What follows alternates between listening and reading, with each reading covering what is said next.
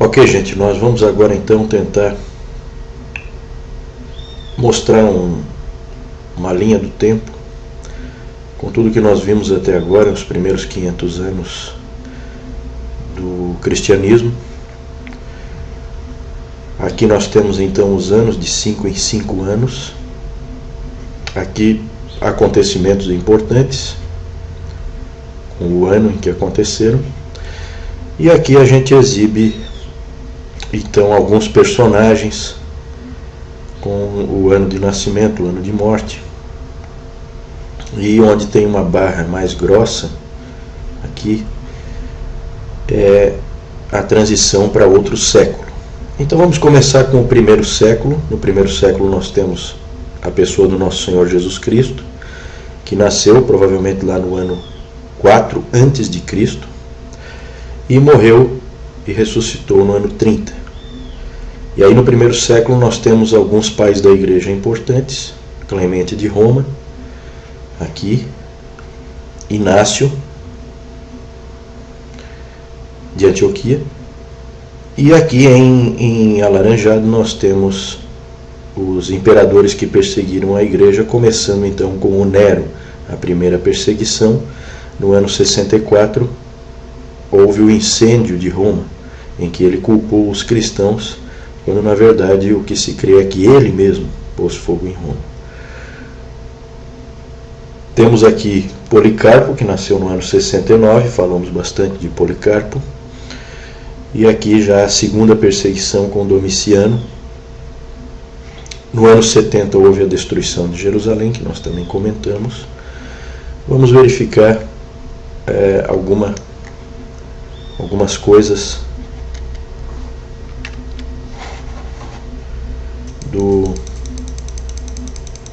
Vamos seguir aqui, vamos ver algumas coisas do segundo século. No primeiro século não tivemos muitos acontecimentos. No segundo século nós tivemos, então o Policarpo ainda viveu muitos anos no segundo século.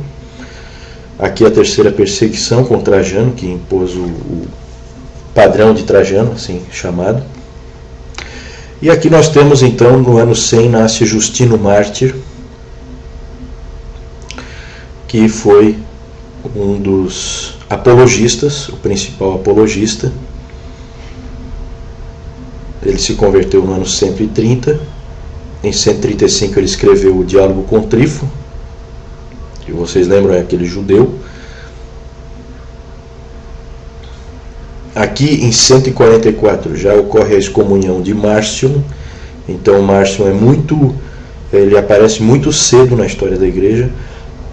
Na metade do segundo século, na primeira metade do segundo século, o Márcio já está ativo e é combatido por Justino Mártir, por Irineu, que são os pais da igreja que estão aqui presentes, além de Policarpo, que nós chegamos a comentar que encontrou com ele pessoalmente, segundo se crê.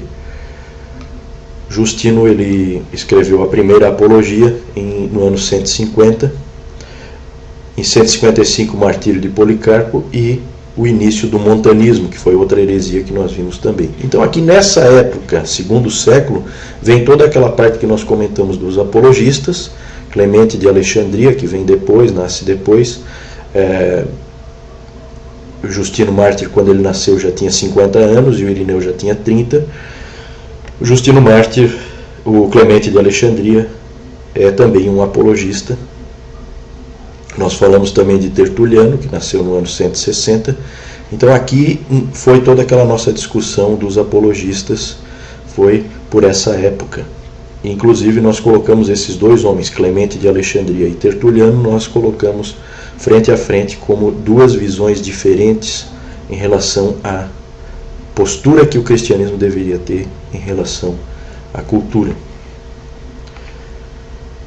Justino Mártir é morto em 165, o Irineu em 178 torna-se bispo de Lyon, e nesse ano também Celso escreve A Verdadeira Razão, em que ele ataca o cristianismo frontalmente. Mais tarde Orígenes, que ainda não era nascido, ele só vai nascer aqui, 185, vai atacar esse trabalho do Celso. Em 185, Irineu escreveu a sua famosa obra em 2 volumes, Contra Heresias. E no ano 196, Tertuliano começa a escrever, e no ano 200, Clemente de Alexandria começa a escrever. Vejam que aí nós já estamos entrando no 3º século. Nós falamos sobre o martírio de Perpétua e Felicidade. Isso ocorreu no ano 203, na perseguição sob Sétimo Severo.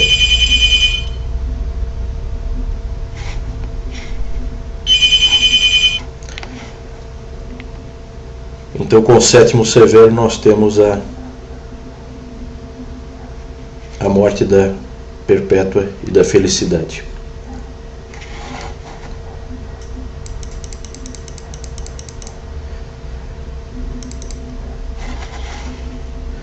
Em 220, Orígenes começa a escrever.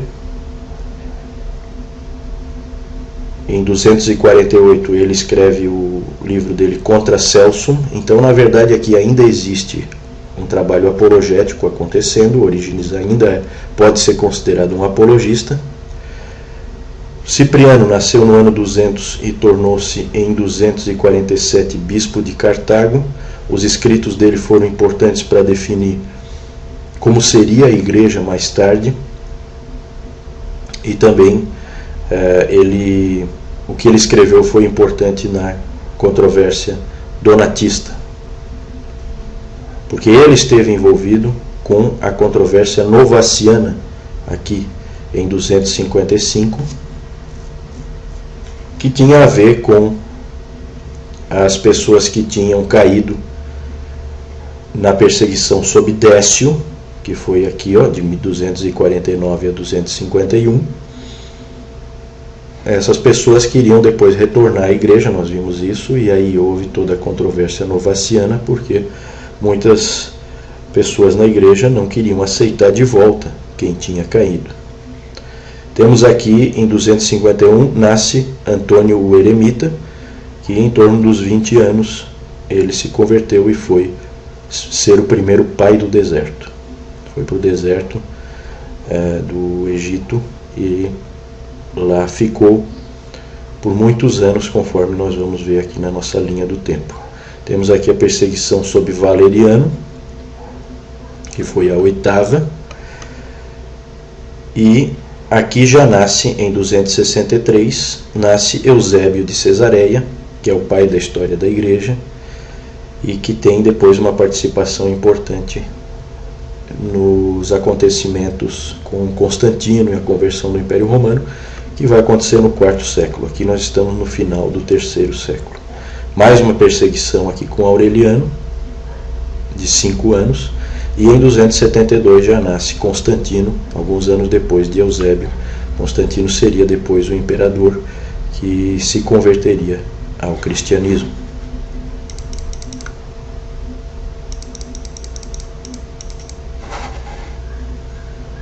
Aqui nós vemos Pacômio, foi em verde nós estamos marcando os monges, então esse Pacômio foi o primeiro monge cenobita, que criou o monasticismo da vida comum, em grupos. Em 297 nós temos o nascimento do Atanásio, uma figura importantíssima na história da igreja. Ele convive um bom tempo com Eusébio, os dois são contemporâneos, mas Eusébio está em Cesareia e Atanásio em Alexandria. Temos então a grande perseguição, o início da grande perseguição em 303, com Diocleciano, perseguição generalizada, e essa perseguição leva, aqui em 312, ao início da controvérsia donatista em Cartago. No ano 312 foi o ano em que Constantino, que se tornou imperador em 306, em 312 Constantino teve a batalha e a vitória na Ponte Milvio, em que ele teve aquela visão que nós vimos e acabou vencendo essa luta e se tornando o imperador único do Ocidente. Em 313 nós tivemos o Edito de Milão, foi declarado o Edito de Milão, e aí ocorre o fim das perseguições. No ano 310 é o ano de nascimento do Apolinário, que foi um herege, conforme nós vimos, que ensinava que o corpo de Cristo tinha recebido uma alma divina.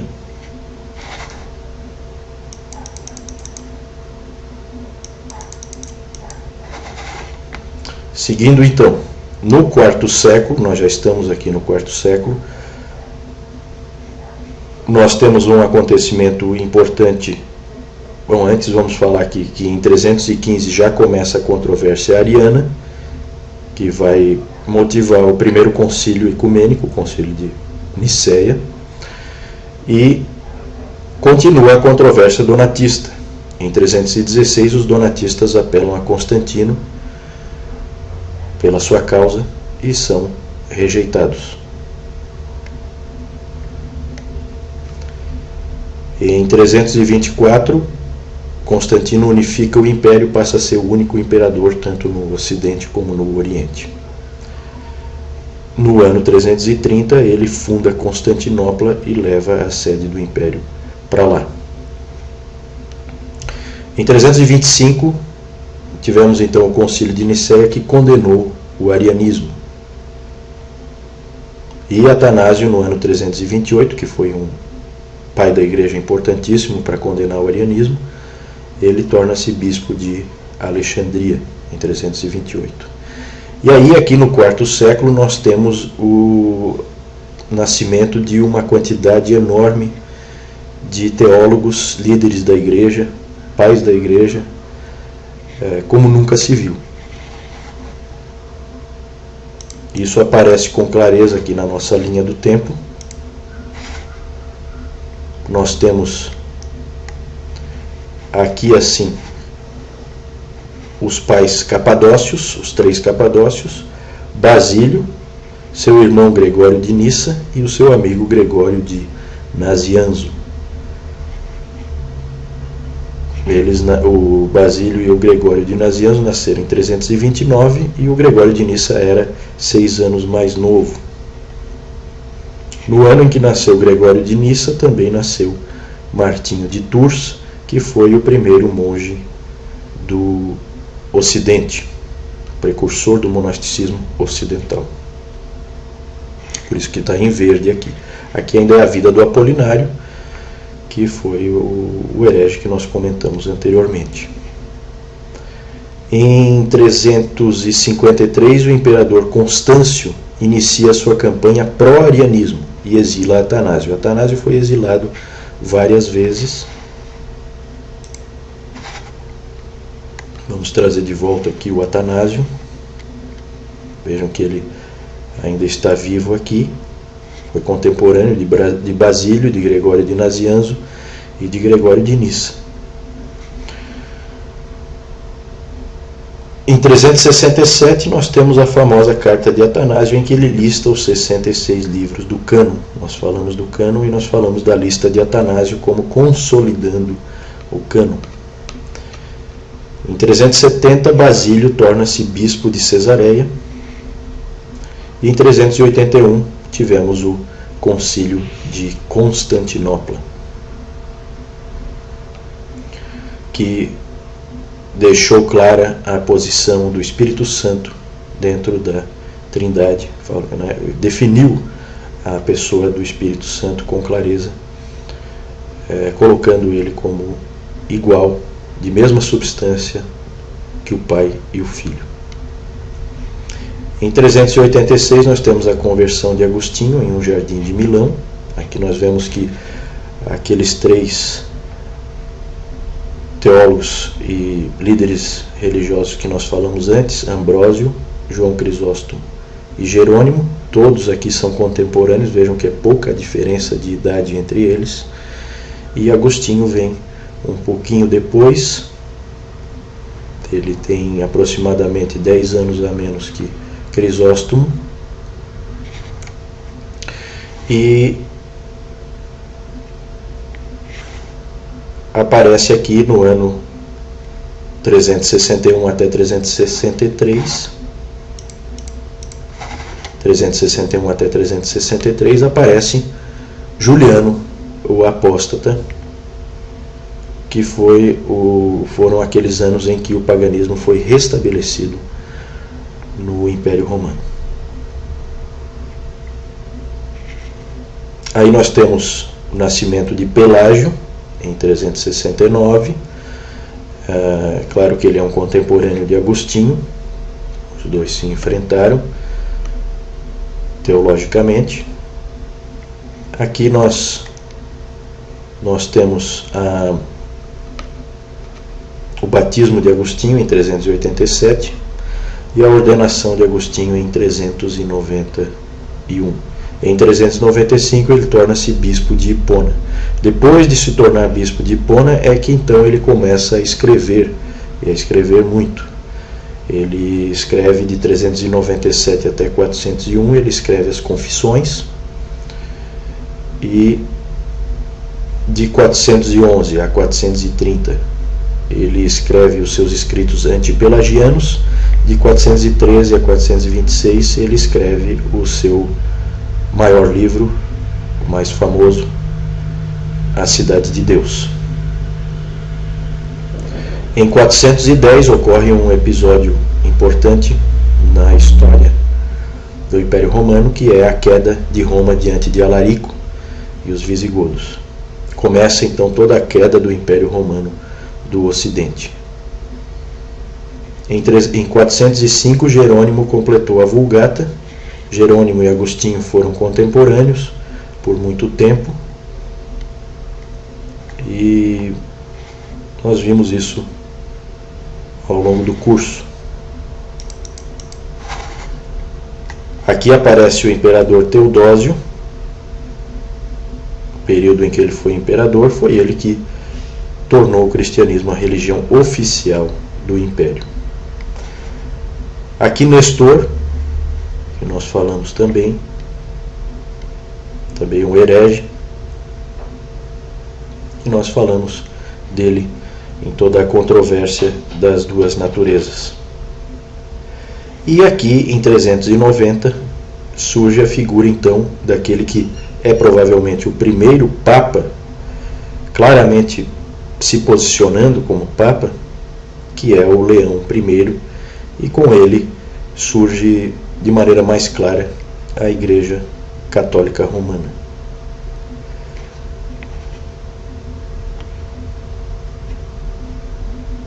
Em 418, o Sínodo de Cartago lançou um anátema sobre o ensino de Pelágio. 429, vândalos arianos invadem o norte da África.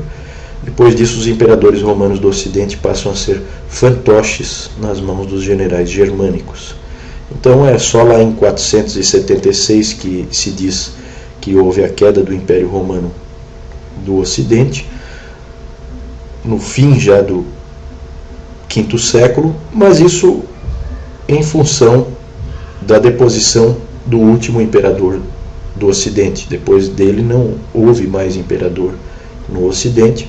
Entretanto, desde o ano 410, a queda de Roma já vinha acontecendo, com saques constantes por parte de grupos bárbaros. E em 429, aqui nós temos esses vândalos arianos que invadem o norte da África. E em 476, o general germânico Odoacro simplesmente finalizou e acabou, inclusive, com aqueles imperadores que eram meros fantoches nas mãos dos generais germânicos. O Leão I tornou-se Papa em 440. Aqui essa linha do tempo mostra, na verdade, a vida dele. Ele nasceu em 390 e ele, aos 50 anos, tornou-se Papa.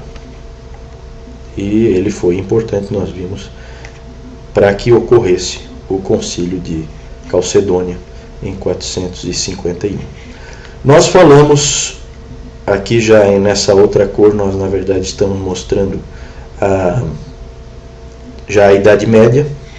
A Idade Média é marcada pelo ano 476, e um personagem que nós falamos nessa nossa primeira parte, na verdade pertencia à Idade Média, mas como nós falamos dos primórdios do monasticismo, nós o incluímos aqui nesses primeiros 500 anos, apesar dele ter nascido em 480 e ter vivido a maior parte da vida dele no século VI. Benedito de Núrcia, que nós falamos sobre ele junto com Martinho de Tours, quando nós estávamos falando sobre os primórdios do monasticismo. Essa é a nossa linha do tempo, que evidentemente vai continuar mais tarde com os próximos 500 anos.